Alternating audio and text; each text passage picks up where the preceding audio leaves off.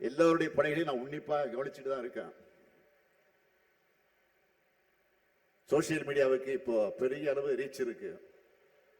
அதை நாம முழுமையா பயன்படுத்திக்கணும்.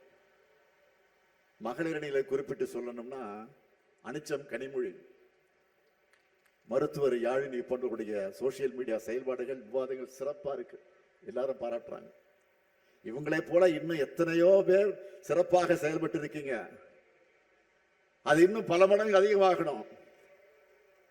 நிச்சயம் அதை செய்வீங்கன்னு நான் நம்புறேன். என்னை பொறுத்த வரைக்கும் தங்கை கனிமொழிக்கு மட்டும் நான் அண்ணன் இல்லை, இங்க வந்திருக்கக்கூடிய கொள்கை சொந்தங்கள் உங்க எல்லோருக்கும் நான் அண்ணன் தான். உங்க குடும்பத்துல ஒருத்தன் தான் நான். அதனால்தான் உரிமையோடு சொல்லுகிறேன், தமிழ்நாட்டு பெண்களின் முன்னேற்றத்தை அடுத்த கட்டத்துக்கு கொண்டு செல்ல திராவிட மாடல் 2.0 ஆட்சி அமைந்தே தீரணும்.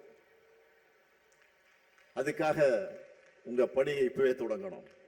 என்ன எல்லாரும் ரெடியா? இன்னும் சத்தமா? இன்னும் சத்தமா?